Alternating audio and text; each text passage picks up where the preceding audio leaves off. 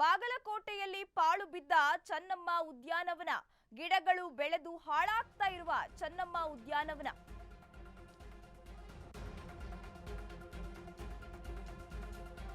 ಬಾಗಲಕೋಟೆಯಲ್ಲಿ ಪಾಳು ಬಿದ್ದಿದೆ ಚೆನ್ನಮ್ಮ ಉದ್ಯಾನವನ. ಉದ್ಯಾನವನದಲ್ಲಿ ಗಿಡ ಬೆಳೆದು ಹಾಳಾಗ್ತಾ ಇದೆ. ಒಳಗೆ ಗಣಪತಿ ದೇವಸ್ಥಾನ ಇದ್ರೂ ಕೂಡ ಸ್ವಚ್ಛತೆ ಕಾಣಿಸ್ತಾ ಇಲ್ಲ. ಗಣಪತಿ ದೇವಸ್ಥಾನದ ಮೇಲಿನ ಗೋಪುರವೂ ಕೂಡ ಜಖಮ್ಮಾಗಿದೆ.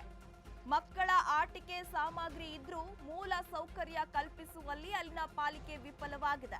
ನಗರಸಭೆ ಅಧಿಕಾರಿಗಳ ನಿರ್ಲಕ್ಷ್ಯಕ್ಕೆ ಇದೀಗ ಸಾರ್ವಜನಿಕರು ಆಕ್ರೋಶವನ್ನ ವ್ಯಕ್ತಪಡಿಸ್ತಾ ಇದ್ದಾರೆ. ನೀವು ಕೂಡ ದೃಶ್ಯದಲ್ಲಿ ಗಮನಿಸ್ತಾ ಇರಬಹುದು, ಆ ಉದ್ಯಾನವನದ ಒಳಗೆ ವಿಗ್ರಹಗಳು ಕೂಡ ಇದೆ, ಆದ್ರೆ ಯಾವುದೇ ರೀತಿಯ ಸ್ವಚ್ಛತೆ ಅಲ್ಲಿ ಕಾಣಿಸ್ತಾ ಇಲ್ಲ. ಹಾಗಾದ್ರೆ ಅಲ್ಲಿನ ಆಡಳಿತಾಧಿಕಾರಿಗಳು ಏನ್ ಮಾಡ್ತಾ ಇದ್ದಾರೆ ಎನ್ನುವ ಪ್ರಶ್ನೆಗಳು ಇದೀಗ ಮನೆ ಮಾಡ್ತಾ ಇದೆ. ಒಳಗೆ ಗಣಪತಿ ದೇವಸ್ಥಾನ ಇದೆ, ಮಕ್ಕಳ ಆಟಿಕೆ ಸಾಮಗ್ರಿಗಳು ಇದ್ರು ಮಕ್ಕಳು ಯಾವ ರೀತಿ ಬಂದು ಅಲ್ಲಿ ಆಟ ಆಡಬೇಕು? ಮೂಲ ಸೌಕರ್ಯಗಳ ಕೊರತೆ ಆ ಉದ್ಯಾನವನದಲ್ಲಿ ಎದ್ದು ಕಾಣ್ತಾ ಇದೆ. ಅಷ್ಟೆಲ್ಲ ಚೆನ್ನಾಗಿ ನಿರ್ಮಾಣ ಮಾಡಿರುವಂತಹ ಒಂದು ಉದ್ಯಾನವನದಲ್ಲಿ ಮೂಲ ಸೌಕರ್ಯಗಳೇ ಇಲ್ಲ.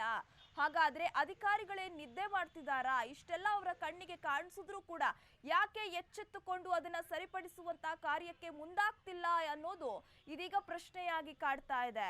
ಮಕ್ಕಳ ಆಟಿಕೆ ಸಾಮಗ್ರಿಗಳಿದೆ, ವಿಗ್ರಹಗಳಿದೆ, ನೀವು ಕೂಡ ದೃಶ್ಯದಲ್ಲಿ ಗಮನಿಸ್ತಾ ಇರ್ಬೋದು. ಅಲ್ಲಿ ಕುತ್ಕೊಂಡು ಎಷ್ಟು ರೀತಿ ಟೈಮ್ ಪಾಸ್ ಮಾಡೋಕೆ ಯಾವ ರೀತಿಯ ಒಂದು ಸ್ವಚ್ಛವಾಗಿ ಇಟ್ಕೊಳ್ಬಹುದು, ಆದ್ರೂ ಕೂಡ ಅಧಿಕಾರಿಗಳು ಯಾಕೆ ನಿರ್ಲಕ್ಷ್ಯ ತೋರ್ತಾ ಇದ್ದಾರೆ ಅನ್ನೋದೇ ಇದೀಗ ಪ್ರಶ್ನೆಯಾಗಿ ಕಾಡ್ತಾ ಇದೆ. ಸಂಪೂರ್ಣ ಗಿಡಗಳು ಬೆಳೆದು ಚೆನ್ನಮ್ಮ ಉದ್ಯಾನವನ ಹಾಳಾಗ್ತಾ ಇದೆ, ಆದ್ರೂ ಕೂಡ ಯಾರು ತಲೆ ಕೆಡಿಸಿಕೊಳ್ತಾ ಇಲ್ಲ. ಗಣಪತಿ ದೇವಸ್ಥಾನ ಆದ್ರೂ ಒಳಗೆ ಇದ್ರೂ ಕೂಡ ಸ್ವಚ್ಛತೆ ಕಾರ್ಯಗಳನ್ನ ಮಾಡ್ತಾ ಇಲ್ಲ, ಪಾಳು ಬಿದ್ದು ಹೋಗಿದೆ.